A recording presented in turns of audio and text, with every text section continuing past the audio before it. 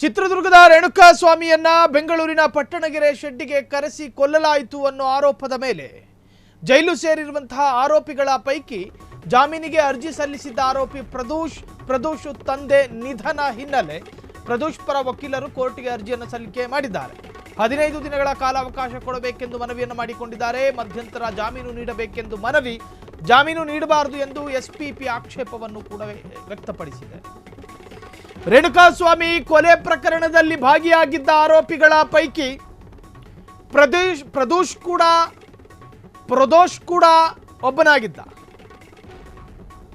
ಆ ಪ್ರದೋಷ್ನ ತಂದೆ ನಿಧನ ಆಗಿದ್ರು.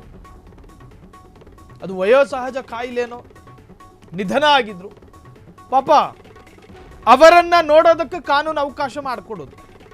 ಅದು ಎಂತಹದ್ದೇ ನಟೋರಿಯಸ್ ಕ್ರಿಮಿನಲ್ಗಳಾದರೂ ಕೂಡ ನಮ್ಮ ಭಾರತದ ಸಂಸ್ಕೃತಿ ಹೆಂಗೆ ಅಂತ ಕೇಳಿದ್ರೆ, ಕುಟುಂಬದ ಸದಸ್ಯರು ನಿಧನ ಹೊಂದಿದಾಗ ಅವರ ಅಂತ್ಯಕ್ರಿಯೆ ಮಾಡೋದಕ್ಕೆ ಕುಟುಂಬಸ್ಥರು ಭಾಗಿಯಾಗಬೇಕು.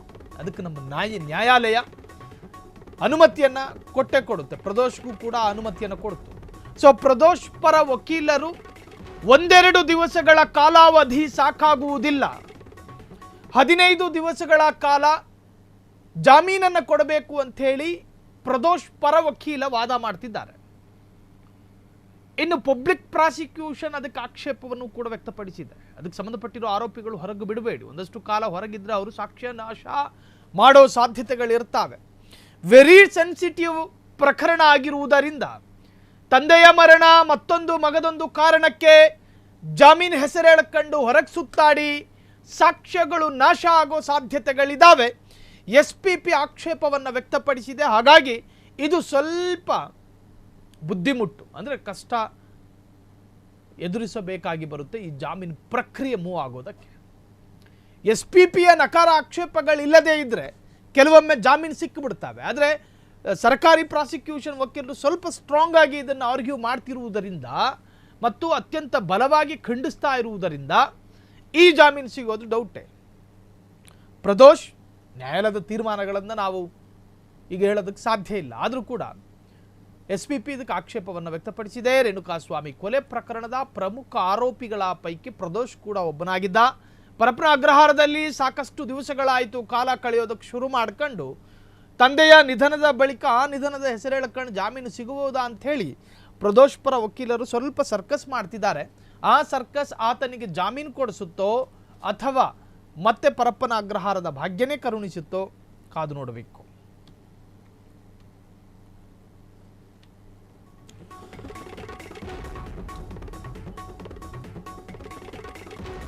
ಹದಿನೈದು ದಿವಸಗಳ ಕಾಲ ಅವಕಾಶವನ್ನು ಕೊಡಬೇಕು ಅಂಥೇಳಿ ಪ್ರದೋಷ್ ಪರ ವಕೀಲರು ಕೋರ್ಟ್ನಲ್ಲಿ ವಾದ ಮಾಡ್ತಿದ್ದಾರೆ. ಮಧ್ಯಂತರ ಜಾಮೀನು ನೀಡಬಾರ್ದು ಅಂಥೇಳಿ ಎಸ್ಪಿಪಿ ಒಂದು ಕಡೆ ಆಕ್ಷೇಪವನ್ನು ವ್ಯಕ್ತಪಡಿಸಿದೆ.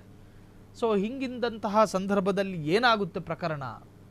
ಈ ಪ್ರಕರಣದ ಆರೋಪಿ ಪ್ರದೋಷಿಗೆ ಜಾಮೀನು ಸಿಗುತ್ತಾ?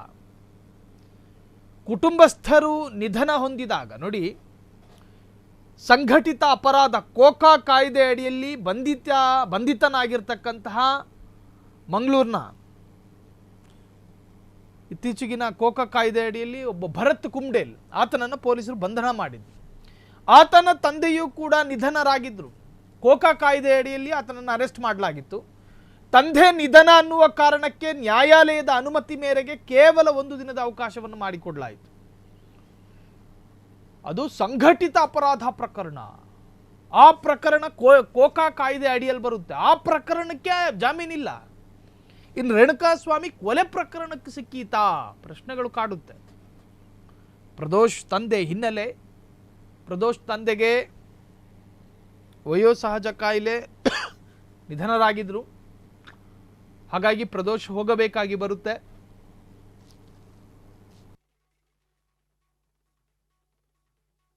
ಕೂಡ ಮಾಡಿಕೊಡಲಾಯಿತು.